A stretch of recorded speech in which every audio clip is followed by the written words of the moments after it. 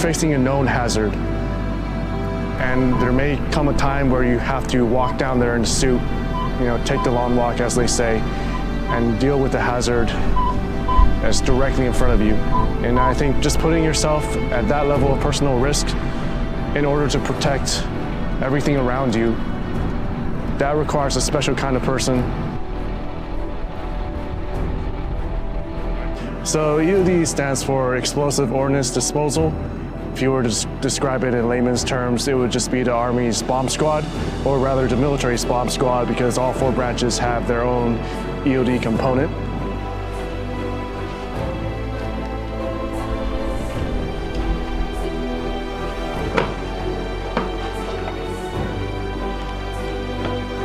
They're putting their life at risk on every single incident they run, every single day they go out there, and their primary concern is to make sure that nobody else gets hurt.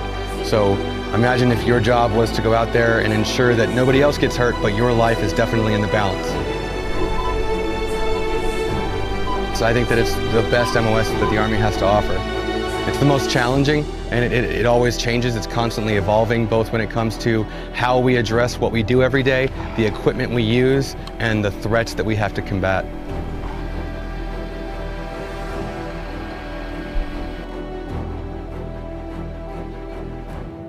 Fire in the hole!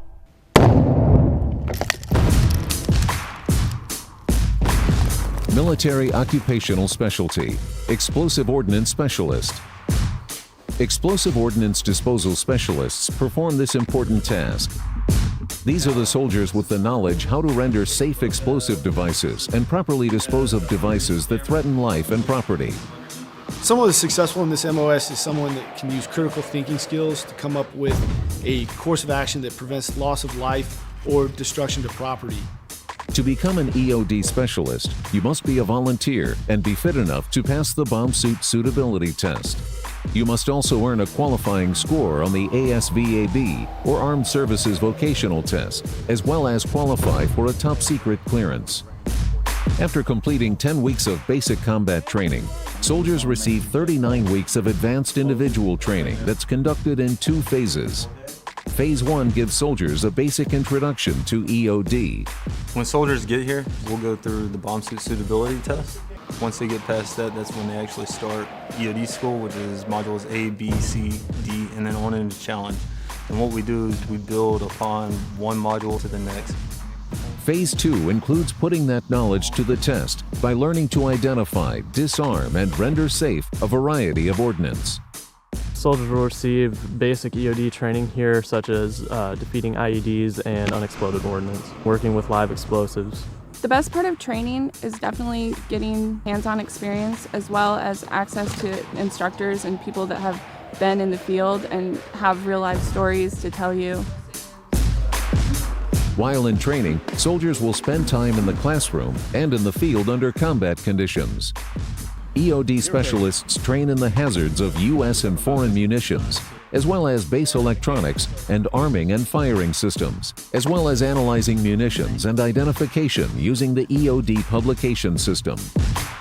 You'll also train to dispose of munitions safely using special firing devices and to operate ordnance locators and remote control tools to identify biological and chemical threats and how to decontaminate and safely dispose of them. You'll perform render-safe procedures on items like missiles and the disposal of other types of munitions. After your initial entry training and your advanced individual training, you'll work in either a fixed location or an area where you can respond to specific emergencies or train for special tasks. The training and skills that soldiers acquire as an EOD specialist can lead to positions of greater responsibility in the Army and will continue to benefit the soldier after their service as they enter the civilian sector. It translates very well. They will be able to get civilian law enforcement jobs, work with civilian bomb squads, even mining jobs. The Credentialing Opportunities Online, or COOL website, helps Army service members find information on certifications and licenses related to their jobs. EOD work is demanding and full of challenges, and most of all, it can save lives. Become a part of the work's most versatile and dynamic forces. Military Occupational Specialty, Explosive Ordnance Disposal Specialist.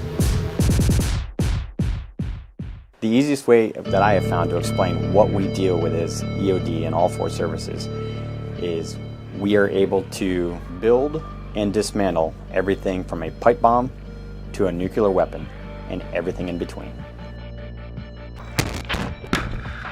The transition we have with that, going from that laser focus to what we're now, is the additional 9 areas, the range mission that we have. We're going back into that, where over the last 10 years we've had some contractor support to assist us.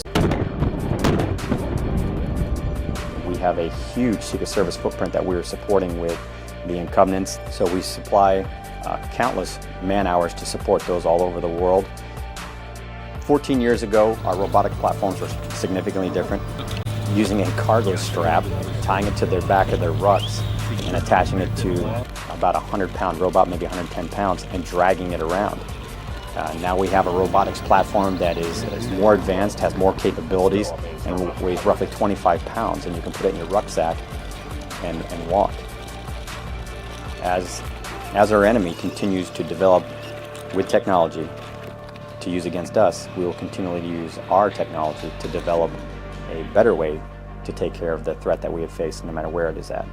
Every time they pull homemade explosives off the battlefield, every time they disarm an IED, every time they safely remove some range debris from a range someplace or provide Secret Service protection, they're saving countless lives. I think it takes a much higher calling nowadays to willingly get into something where you know you could potentially provide the ultimate sacrifice.